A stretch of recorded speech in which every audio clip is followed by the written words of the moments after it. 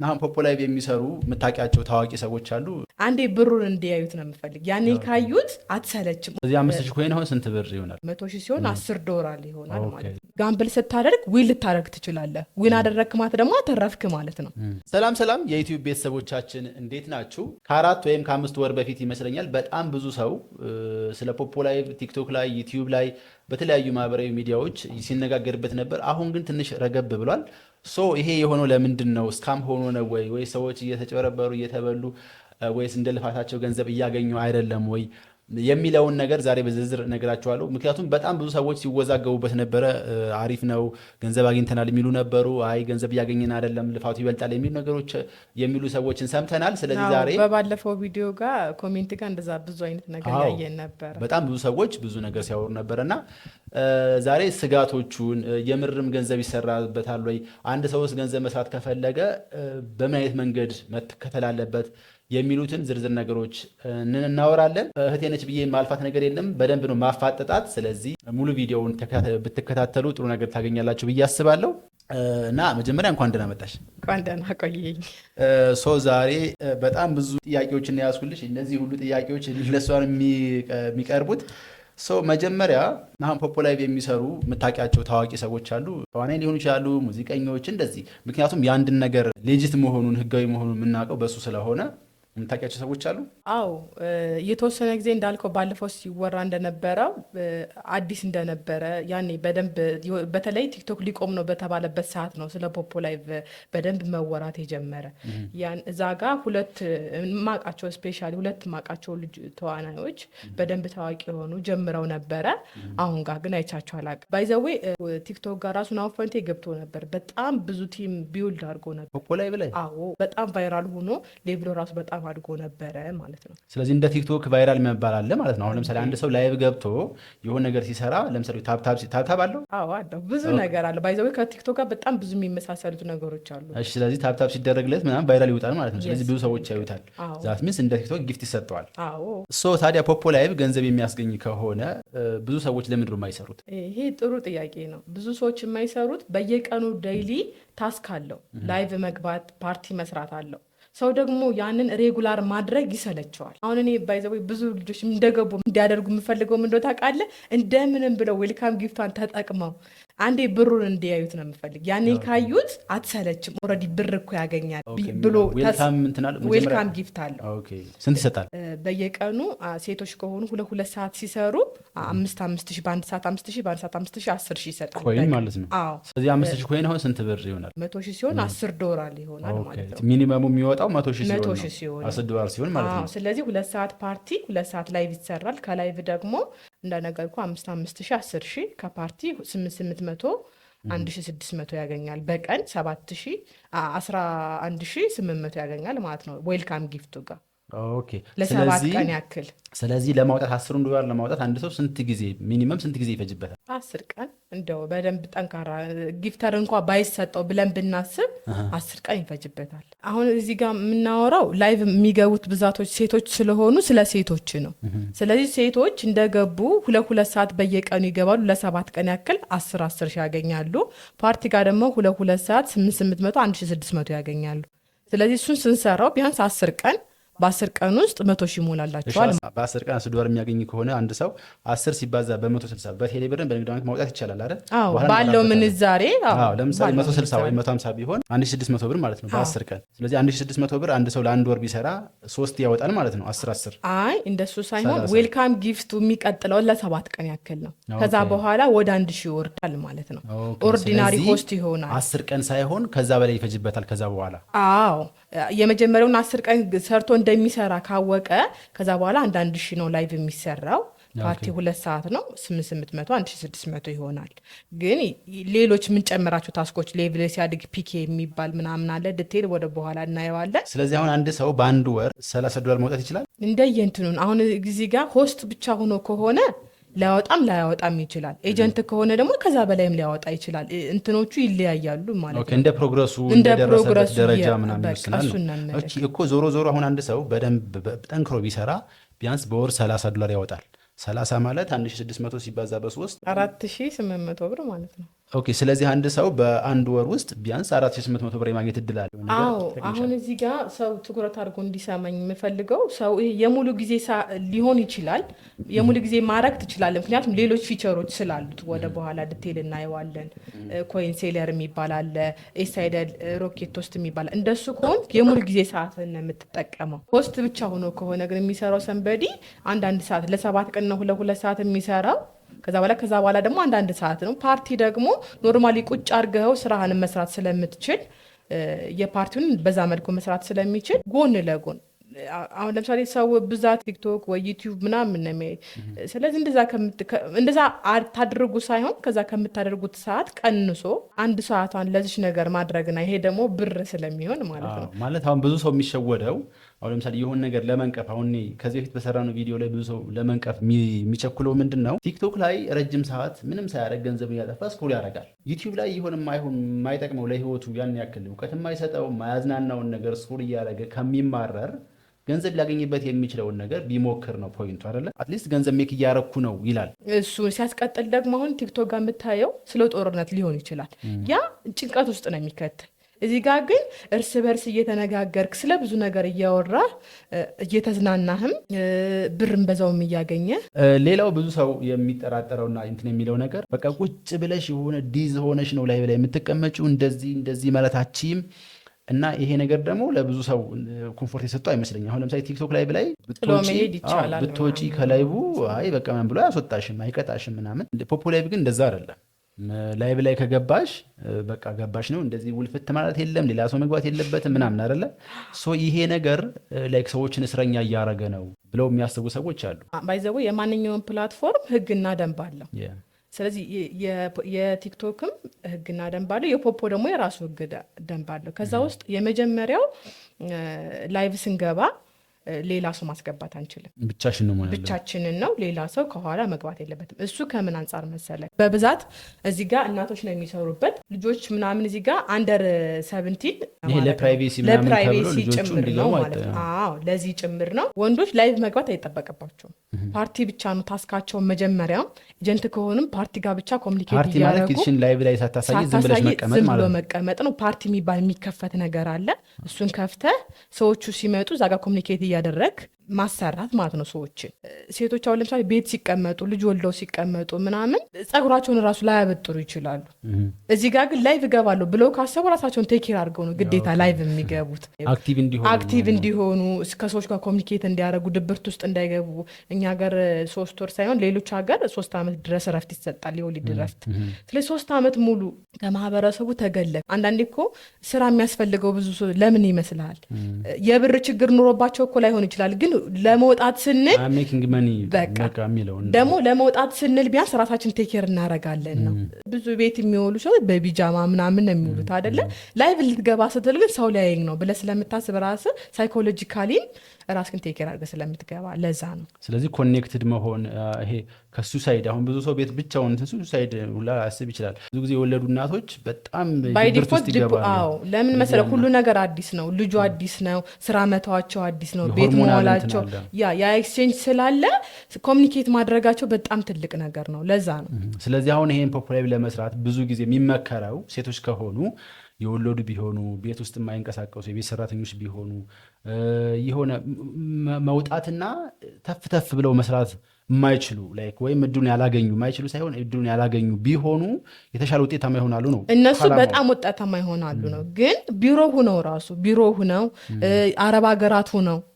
አረብ ሀገራት ሁነው በጣም የሚሰሩ ልጆች አለ። ቢሮ ሁነው ለምሳሌ አንተ ኮምፒውተር የምሰራ ኮምፒውተር ጋር ዲፔንድ የምትሆን ከሆነ እዚህ ጋር ላይቭህን ከፍተህ እዚህ ጋር እየሰራ እዚህ ጋር አሁን እኔ ብዛት እዚህ ስሰራ እንደዛ ነው የምሰራው።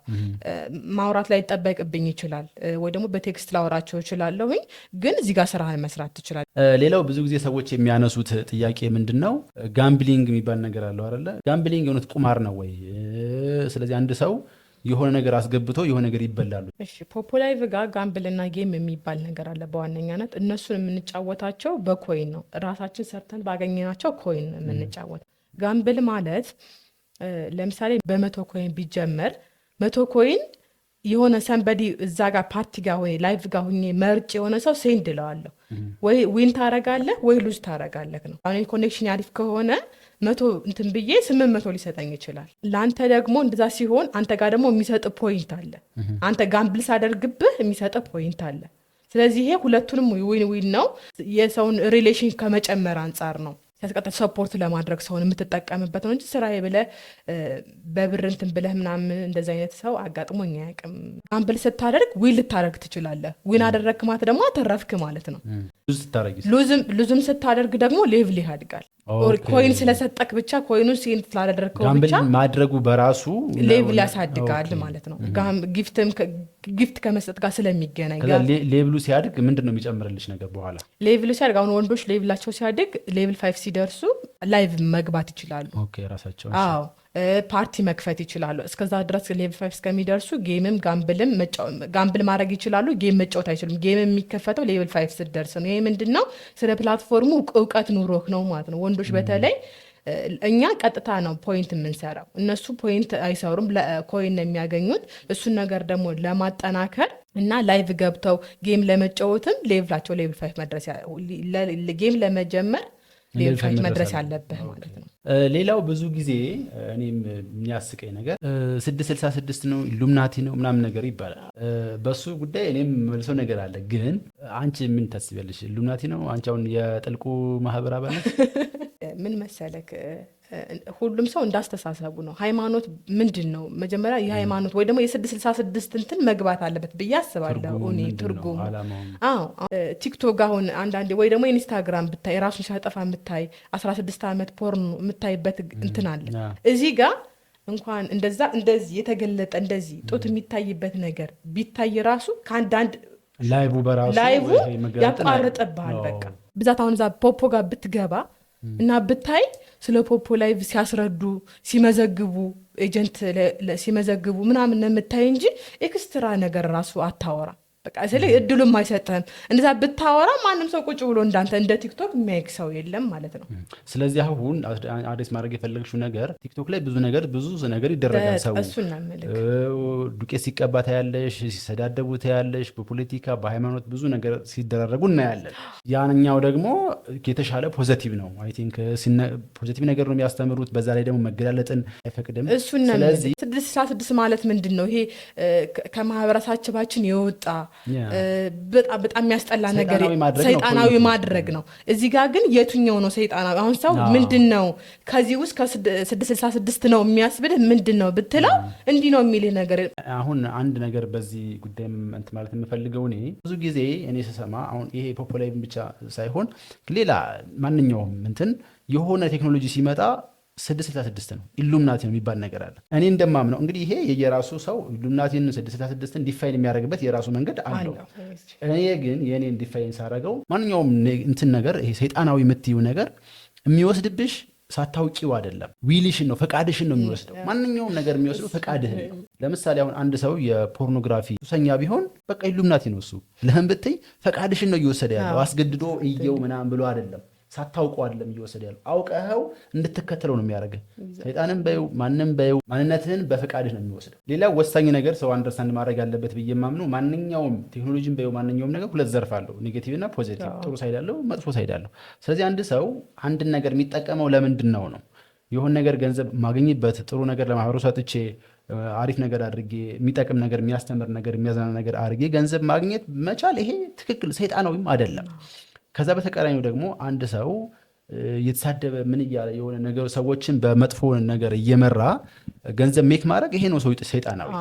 ሌላው እዚህ ጋር መጠየቅ የምፈልገው ነገር ብዙ ጊዜ ሰዎች የሚከብዳቸው ነገር አይ ቲንክ የሚመስለኝ ቲክቶክ ላይ ስለማይ ማለት ነው። ቲክቶክ ላይ ኮይን ሰራሽ፣ ጊፍት አገኘች፣ ማንበሳ ወረደልች ምናምን ኮይኑን ማውጣቱ በጣም ከባድ ነው። የቲክቶክ ስትሬት ፎርዋርድ አይደለም። ፖፖ ላይቭ እንደዛ ነው። እንዴት ነው ማውጣት የምንችለው? አንድ ሰው የሰራውን እንዴት በቀላሉ ማውጣት ይችላል? ፖፖ ላይቭ ለየት የሚያደርገው በማንኛውም ይሄ ስልኬ ጋር ላሳይ ይችላለሁ በማንኛውም ነገሮች ማውጣት ትችላለህ። ማንኛውም ነገሮች ስልህ ቴሌብር፣ ንግድ ባንክ አለ፣ ቴሌብር፣ ኤምፔሳ አለ፣ አዋሽ ባንክ፣ አቢሲኒያ፣ ኮፔ፣ ዳሽን ባንክ፣ ንብ ባንክ። በእነዚህ ቀጥታ 100,000 ሙላለህ እንጂ 108,000 ለምን መሰለህ? 8,000 ለትራንዛክሽን ፊ ይቆርጣል ባንኮች ማለት ነው። ኦኬ። ስለዚህ ባለው ምንዛሬ በቀኑ ባለው ምንዛሬ ያስገባልሃል ማለት ነው። በነገራችን ላይ ይሄ በጣም ትልቅ እንትን ነው። አንድ ሌቭል ያደገ ነው። ምክንያቱም ለምን መሰለሽ ባንኮቹ በጣም የቸግራቸው ነገር ምንድን ነው? የውጭ ምንዛሬ ዶላር አይደለ? ስለዚህ ዶላሩን አሁን ለምሳሌ በቴሌብር የምታወጪ ከሆነ ዶላሩ ወደ ቴሌብር ይገባል። ቴሌብር መንዝሮ ይሰጥሻል። ይሄ ደግሞ ለሀገር በጣም ትልቅ ነገር ነው። በነገራችን እንደዚህ አይነት ነገር ካለ ያው ህጋዊ ነው ማለት ነው። ምክንያቱም ባንኮቹ ይሄን ነገር እንዲፈቅዱ እና ትራንዛክሽን በዛ እንዲፈጸም እንትን የሚል ከሆነ በሀገር ደረጃ ይሄ ነገር ህጋዊነት አለው ማለት ነው። ለምሳሌ እዚህ ጋር አሁን አውጥቼ ላሳይ እችላለሁ ላይቭ ጋር ማለት ነው። አሁን ለምሳሌ በምን ላውጣልህ? በቴሌብር ላውጣልህ። እኔ ባይንድ ስላደረግኩት ቪው ነው የሚለኝ። ባይንድ ያላረጉት ግን ባይንድ ይላቸዋል። ባይንድ የሚለውቱ ሲነኩት ፓስወርድ ይሰጡታል። ከዛ በኋላ ፓስወርድ ከሰጠነው በኋላ ዜን ቪው ስለው እዚህ ጋር ፓስወርድ ይጠይቀኛል። ፓስወርዴን አስገባለታለሁ። ከዛ በኋላ እዚህ ጋር ይሄው ብርቱካን ጌትነት ስልክ ቁጥር ያለ ማለት ነው። ሰሚት እለዋለሁ። ማውጣት የምትፈልጊውን ቆርጠሽ መቀነስሽ ማውጣት ትችላለሽ። ኤግዛክትሊ። ከዛ ዊዝድሮ ነው እለዋለሁ። ከዛ በኋላ እኔ ከዚህ ጋር $37 ነው ያለኝ። እኔ ማውጣት የምፈልገው $10 ብሆን 10 ብዬ ሰሚት እለዋለሁ። ዊዝድሮ አማውንት ብሎ 10 ይለኛል። ኮንፊርም እለዋለሁ። ከዛ በኋላ ድጋሚ ፓስወርድ ይጠይቀኛል።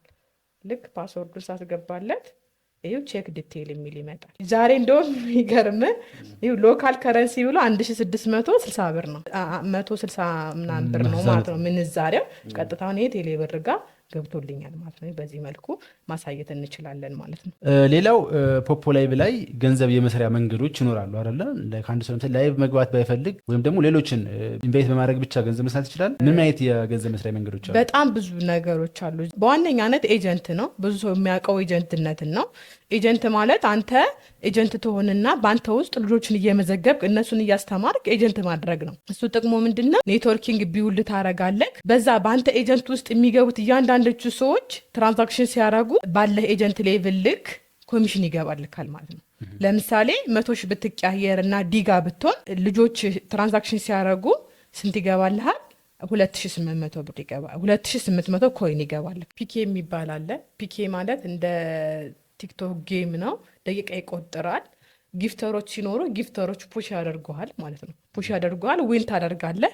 ያ የሚልኩልህ ኮይን ወደ ፖይንት ተቀይሮ ፖይንት ጋር ይገባል። ፖይንት ጋር እሱ ፒኬ ይባላል። በሱ ብቻ ሰዎችን ኢንተርቴን ማድረግ የምችል ከሆነ ወይ ደግሞ ኮሚኒኬሽን አሪፍ ከሆነ እንደዚህ አይነት ሰው ከሆንክ ፒኬ እየተጫወትህ ሰክሰስፉል መሆን ትችላለህ። ሌላው ደግሞ ኢንቪቴሽን ነው። ኢንቪቴሽን ማለት ፖፖ ላይቭን ሌቭሏን ጋር ሆነ በተለያዩ ፕላትፎርሞች በዩቲዩብ፣ በቴሌግራም፣ በቲክቶክ ሊንክን ሼር ማድረግ ነው። እዛ ጋር ማለት ነው።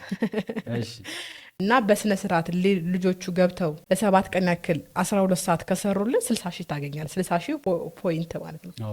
ሁለት ሰው ካደረግ 120 ሺህ ሞልቶልህ ታወጣለህ ማለት ነው። 100 ሺህ $10 ስለሆነ በሁለት ሰው $10 ታገኛለህ። አዎ ብዙ ሰው የሚሰራበት እኔም እየሰራሁበት ያለ ኤጀንት መሆን ነው። ኤጀንት መሆን ሰው የሚፈልገው ለምን መሰለህ? ኤጀንት ምንድን ነው? መጀመሪያ ኤጀንት ማለት ተወካይ ነው። በአንተ ውስጥ የምትመዘግባቸው ልጆች አስተምረህ ስለ ፕላትፎርሙ በደንብ እንዲያውቁ አድርገህ አቅጣጫቸውን ይለያሉ። ፒኬ መሆን ነው የሚፈልጉት፣ ጌመር መሆን ነው የሚፈልጉት፣ ወይ ደግሞ ሌላ ኤጀንት ሆኖ ነው መስራት የሚፈልጉት። ያንን ታስመርጣቸውና በዛ መንገድ መምራት። ኤጀንት ስታደርጋቸው ቼንህ እየሰፋ ይሄዳል ማለት ነው። በእነሱ ውስጥ የሚገቡትም ያንተ ልጆች ናቸው። በተዘዋዋሪ ኮሚሽኑ ወደ እነሱ ቢገባም ወደ አንተም ቀሪው ይገባል። ስለዚህ ኔትወርኪንግ ማስፋት ነው። ኔትወርኪንግ ነው በቃ ኤጀንት መሆን ማለት ነው። ስለዚህ እንደሱ እያደረግ መስራት ትችላለህ። ሌላው ደግሞ ጌመር ነው። ጌመር ማለት ወደ 8 የሚጠጉ ጌሞች አሉ። አሰራራቸውን ወይ ደግሞ እንዴት እንደሚሰጡ ተረድተህ በኮይን ነው የምትጫወተው። ስለዚህ ቢግ ዊንተር ልታረግ ትችላለህ። በ100 ሺህ ሂደህ ለምሳሌ 1 ሚሊዮን፣ 2 ሚሊዮን፣ 3 ሚሊዮን ልበላ ትችላለህ። እሱን ቀጥታ ተቀያይረህ አንደኛ ሌቭል ያድርጋል፣ ሁለተኛ ደግሞ ያን ወደ ብር መቀየር ትችላል። ስለዚህ ጌመር ሆነ ኮኔክሽን አሪፍ ከሆነ የጌም ፍላጎት ካለ በሱ መልኩ ሰክሰስፉል መሆን ትችላለህ። ሌላው ደግሞ ታለንት ካለ ለምሳሌ የመዘመር ወይ ደግሞ የመዝፈን የመደነስ ታለንት ካለ ለሴቶች ኤሳይደል ሆስት የሚባል አለ፣ ለወንዶች ደግሞ ሮኬት ሆስት የሚባል አለ። በእነሱ ታለንትን እያሳየክ ሰዎች ደግሞ አንተን ኢንተርቴን ስለምታደርጋቸው ጊፍት ይሰጡሃል። ስለዚህ በሱ ራሱ በወር ከ400 ሺህ ምናምን መስራት ትችላለህ። 400 ሺህ ብር ሳይሆን ፖይንት ማለት ነው። አሁን ለምሳሌ አንተ ታለንት አለክ። ታለንትህን ሪከርድ ታደረግና ለ45 ሰከንድ ለኤጀንት ትሰጣለህ። ኤጀንት ያስገባልሃል ለፕላትፎርሙ። እነሱ የላይቭ ጥራት ያያሉ። ሰው እንዴት ስታወራ ያለህን ነገር አይተው እነሱ ለፕላትፎርሙ በቂ ነው ይመጥናል ለሰውም ብሎ ካሰቡ ታግ የሚባል አለ፣ ኤስኤል ታግ የሚባል ይሰጠዋል፣ ይፈቀድልሃል። ስለዚህ አንተ ኢንተርቴን ታረጋለህ፣ ሰው ጊፍት ይሰጥካል። ከዛኛው ኦሪጂናል ላይቭ ይለያል ማለት ነው። አንቺ ቅድም ላይቭ ላይ ገብተሽ እንደምትሰሪው የዴይሊ ላይቭ አይደለም። እኔ አሁን ላይቭ ስሰራ 1 ሺህ ነው የሚሰጠኝ። እነሱ ግን ላይቭ ሲሰሩ ለምሳሌ ይህን ያክል 50 ሺህ ጊፍት ከተሰጣችሁ 60 ሺህ ሪሲቭ የሚሉት ይኖራል።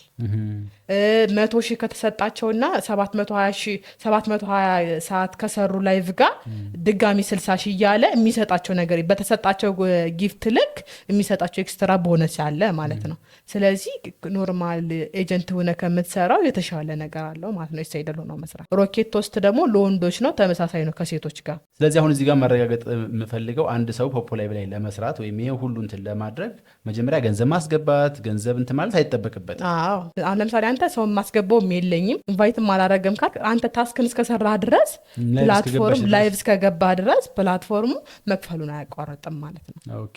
ሌላው ብዙ ሰዎች ፖፖ ላይቭ ላይ ገብተው ሲሰሩ ማድረግ ያለባቸው ጥንቃቄና የሚሰሯቸው ስህተቶች ምንድን ናቸው? እሱ አሪፍ ጥያቄ ነው። አሁን ብዛት ሰው መጀመሪያ ትዕግስተኛ አይደለም፣ ቶሎ ነው መከፈል የሚፈልግ። እኔም በእነሱ አልፈርድም፣ ማስታወቂያ ይመስለኛል $100 ስሩ ምናምን እየተባለ ማስታወቂያ ስለሚያዩ እነሱ ታርጌት አድርገው የሚመጡ $100 ነው። ስለዚህ እንደገባ ስታይ ልፋት እንዳለው ምናምን ሲያቅ ሰው ጥሎ ይሄዳል። ስለዚህ መጀመሪያው ትዕግስት ያስፈልጋል ነው። ሁለተኛው ደግሞ አሁን ከፖፖ ብንጠቀማለሁ ሌላው ፕላትፎርም ሰርችስ ምንጠቀማለሁ ብሎ ሂሳብ መስራት ነው። ለምሳሌ ሌላ ፕላትፎርም በዳታ ነው የምትጠቀመው እኮ አይደለ? ምንም ነገር ስትጠቀም በዳታ ነው የምትጠቀመው። ግን እዚህ ጋር ቢያንስ በዳታ እየተጠቀምክም ቢሆን የምታገኘው ደግሞ የተሻለ ገቢ አለ ማለት ነው። አሁን ለምሳሌ ዋይፋይህን ሊከፍልልህ ይችላል። በወር እንኳን 1600 ብታወጣ ዋይፋይህን ባይስ ከብር ያደርግልሃል ማለት ነው። ስለዚህ እንደሱ አይነት ነገሮች አሉ። ልፋት እንዳለው ማወቅ አለበት። የመጀመሪያው ነው ገንዘብ እንትን ለማለት ግዴታ ገንዘብ ሜክ ለማድረግ መልፋት አለበት። በቃ እሱ ነው። ሲያስቀጥል ደግሞ ሴቶች በተለይ ላይቭ ሲሰሩ በ7 ቀን ዌልካም ጊፍቷን ሲሰሩ ፕላትፎርሙ ዌልካም ጊፍት ስለሆነ ተመሳሳይ ሰዓት መጠበቅ አለባቸው። በተመሳሳይ ሰዓት ለምሳሌ 2 ሰዓት ገብተን 4 ሰዓት ከወጣን ነገም እንደዛ። ይሄ ምንድነው የሚባል ኮንሲስተንሲውን መጠበቅ ፊክስድ መሆን አለበት ማለት ነው። እሱን ሰዓታቸውን መጠበቅ አለባቸው። ሌላ ሰው ማስገባት የለባቸውም። ኮኔክሽናቸውን ቼክ ማድረግ አለባቸው። ዊክ ኮኔክሽን እያላቸው የሚሰሩ ከሆነ እሱ ራሱ ያወርዳቸው ይችላል ማለት ነው። ያ ደግሞ ተስፋ ስለሚያስቆርጣቸው እሱን አስተካክለው መስራት አለባቸው ማለት ነው። ሌላው አንቺ እስካሁን ከሰራሽው ኦቨርኦል ምን ተጎዳሽ? ምክንያቱም ሰው የሆነ ፖዚቲቭን ብቻ ሳይሆን ኔጌቲቭን ማየት አለበት። ይሄን ተጎድቻለሁ ምትዩ መጎዳት ስልሽ ይሄ በጣም ላይፍ ላይ ኢፌክት ያለው ላይሆን እኮ ይችላል። ግን ኔጌቲቭ ሳይዱ ምን ነው ብለሽ ታስቢያለሽ? አሁን ፖፖ ላይቭ መስራት ብዙ ጊዜ ይፈጃል። ለምሳሌ ኤጀንቱ ነው ስትሰራ አዲስ ልጆች ሲመጡ እነሱን ስታስረዳ ምናምን ጊዜህን ይወስድብሃል በደንብ ማለት ነው። ያው ለቤተሰብ የምትሰጠውን ጊዜ ትንሽ ትቆጥባለህ። ድሮ ለምሳሌ 24 ሰዓት የሚያገኙ ከሆነ አሁን የተወሰነ ሰዓት ነው የሚያገኙ፣ ምክንያቱም የሆነ ሰዓት ጋር ስራ ጋር ስለምትሆን ማለት ነው። ስለዚህ ያን የሚረዳ ሰው ያስፈልጋል። ታይም ማኔጅመንት እሱን ጋር ጥንቃቄ ማድረግ አለባቸው። እንደነገርኩ እዚህ ጋር ፕላትፎርም ጋር ሴቶች ስለሆኑ የሚሰሩት ወንዶች ይህን ነገር መረዳት አለባቸው። ትክክለኛ ብር ያስገኛል ብለው ካሰቡ ሰፖርት ማድረግ ነው። አለዛ ደግሞ ተደብቀው ከሚሰሩ ደግሞ አንዳንዴ ተነጋግረህም ችግሩን መፍታት ይሻላል ባይነኝ እንደ ሀሳብ ማለት ነው። በነገራችን ላይ እዚህ ጋር አንድ ማስተላለፍ የምፈልገው ነገር ላይፍ ኢዝ አባውት ባላንሲንግ። ምንም ነገር ጥሩ ነገርም እንኳ ቢሆን አንድ ሰው ስራ እየሰራ ራሱ ሙሉ 24 ሰዓቱን ስራ ላይ እንትን ቢል ሚስ የሚያደርጋቸው ነገሮች አሉ። የፋሚሊ ጊዜ፣ የራስሽን ጊዜ ምናምን ብዙ እንትን ያለች። ስለዚህ አንድ ሰውን ፖፖ ላይ ሲሰራ ባላንስ ማድረግ አለበት። ስራውን ሙሉ በሙሉ ትቶ የእንጀራውን በወር የሚያስገኘውን ቋሚ ስራውን ትቶ እዚህ ጋር የሚያሳልፍ ከሆነ ባላንስ አልሆነም ማለት ነው። የሚጎዳው ነገር ይኖራል። ሌላም ነገር ስትሰሪ እንደዛ መሆን አለበት። ከሰው ጋር ኮሚኒኬት ስታረጊ፣ ላይቭ ስትገቢ ሰዓቱን መወሰን አለበት። ስለዚህ ባላንስ በማድረግ መስራት አለበት ብዬ አምናለሁ። ሌላው የመጨረሻው ጥያቄ የምጠይቅሽ ነገር ምንድን ነው? አንድ ሰው ፖፖ ላይቭ በመስራት በቃ ፊውቸሬ ፖፖ ላይቨር ይባላል ምንድን ነው? እሺ ብቻ አሁን ቲክቶከር ነው፣ ዩቲዩበር ነው። ፖፖ ላይቨር መባሉን አላውቅም። ኤኒዌይስ እንደዛ እሆናለሁ የሚል ሰው ይኖር ያለብሽ ያስፈልሽ፣ ወይም ደግሞ እንትኑ ሊሆን ይችላል። ይሄ የመጨረሻ ታርጌት እንጀራው ሊሆን ይችላል። ፖፖ ላይቭ በመስራት በብዛት አይደለም ማለት መሆን የለበትም ባይነኝ እንደ ሀሳብ። ለምን መሰለ እንደዛ የምልበት እዚህ ጋር ሰክሰስፉል የሆኑት የተወሰኑ ሰዎች አሉ። ያ ደግሞ በጣም ብዙ ቼንን ማስፋት አለብህ። በጣም ታዋቂ አሁን ለምሳሌ ለምን መሰለህ ታዋቂ ሰዎች መጥተው ቶሎ ፖፖ ጋር እንትን የሚሆኑት የሚከተላቸውን ሰዎች ስላሉ ኢንቪቴሽን ጋር ይጠቀማሉ፣ ኤጀንት ሆነው ሲሰሩ ይጠቀማሉ። ስለዚህ በደንብ ፋሚሊ በበዛ ቁጥር ነው አንተ ተጠቃሚ የምትሆነው ማለት ነው። ስለዚህ ፋሚሊ ከሌላቸው ስለሚጎዱ እንደዛ መሆን አይችልም፣ ከባድ ነው። ፖፖ ብቻ እየሰራው ኖራለሁ ማለት አይቻልም። ግን እንደዛም ሆነው ሰርተው ግን ውጤታማ የሆኑ ብዙዎች አሉ። ቤት የገዙ መኪና የገዙ ብዙዎች አሉ። በእንትን ራሱ መጥቀስ ይችላል። አሁን ፖፖ ላይ ብቃ ስለሆኑ በጠቅሳቸው ስለማታውቃቸው ነው እንጂ መጥቀስ ይችላለሁ። በጣም ሀብታም የሆኑ ልጆች ማለት ነው። ፖፖ ላይቭን ብቻ ሰርቼ እንትን እላለሁ ሳይሆን ጎን ለጎን እያስኬድኩ ከዛ ደግሞ አንተ ሂሳብ ትሰራ አይደለ? ያዋጣኛል ላያዋጣኝም ኤክስፔሪንስ ስትሆን የሚገባሽ ነገር አለ፣ የምትወስነው ነገር አለ። አሁን ለምሳሌ እኔ በየትኛውም አጋጣሚ ፖፖ ልተዋለሁ ብዬ አላስብም። ለምን መሰለ?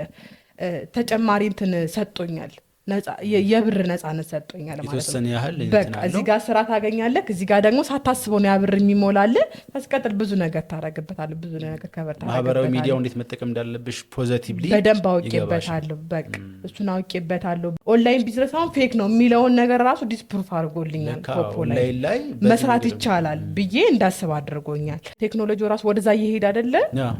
እንትናችን ወደዛ ወደ ኦንላይን ነገር እየሄዱ ስለሆነ እሱን ራሱ ኤክስፔሪንስ እንዳረግበት አድርጎ ማለት ነው። አሁን አንድ የተረዳሁት ነገር ከዚህ ከነገርሽኝ በሙሉ የተረዳሁት ነገር ማህበራዊ ሚዲያዎች በነገራችን ላይ ሁለት አይነት ናቸው። ማለት አንደኛ ኮሚኒቲ ድሪቪን የሆኑ አሉ። ኮሚኒቲ ድሪቪን ማለት ፕላትፎርሙ ላይ የሚገባው ሰው በሙሉ በማንኛውም መንገድ ተጠቃሚ ይሆናል ነው። አንዴ ደግሞ ኢንፍሉዌንሰር ቲክቶክን ብታይ የሚጠቀመው ሰው ተመልካቹ አይደለም። ስለዚህ አንድ ሰው ተመልካች ነው ወይም ደግሞ ኮንዚዩመር ነው፣ አንድ ሰው ደግሞ ክሬተር ነው። ስለዚህ ክሬተር እና ኮንዚዩመር ተብሎ ይከፈላል። ፖፖ ላይቭ ላይ ግን ኮንዚዩመር የሚባል ነገር የለም። በማንኛውም መንገድ ብትገቢ በአንድም በሌላ ዩ ካን ሜክ መኒ። ያው እንትኑ የምታገኘው ገቢ መጠን ይለያያል እንጂ እንዳንተ እንትን እንጂ እሱ እንደዛ የሚባል ነገር የለም። አሁን እኔ ብዙ ልጆች አሉኝ፣ ከ2000 በላይ ልጆች አሉኝ።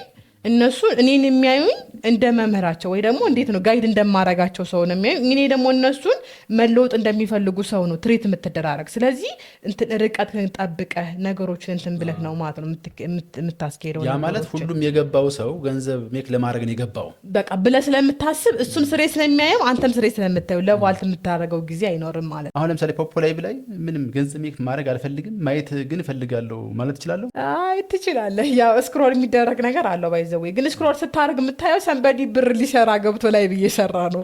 ስለዚህ ወይ እንደ ነገር ሳይዶሎች ጋር ሄደህ ምናምን ከተወሰኑ እንትን ካልሆነ በስተቀረ አሁን ትራንዛክሽንም ስታረጊ ማለት አሁን ጊፍትም ስትሰጫቸው ሌብልሽ ያድጋል። አዎ ጊፍት ሌብል አደገ ማለት አዘይንዶ ዘዴ የምትሰሪ ከሆነ የሚጨምርልሽ ከፍ ይላል ማለት ነው። አዎ ጊፍት አሁን ለምሳሌ እንደ አንበሳ ወረደ እንደሚባለው እኛ ጋር ራሱ ብዙ የሚወርድ ነገር አለ። ባይዘው ትልቁ እንትን ምንድነው? በጣም ትልቁ እስከ 2 ሚሊዮን አለ። መርከብ አለ።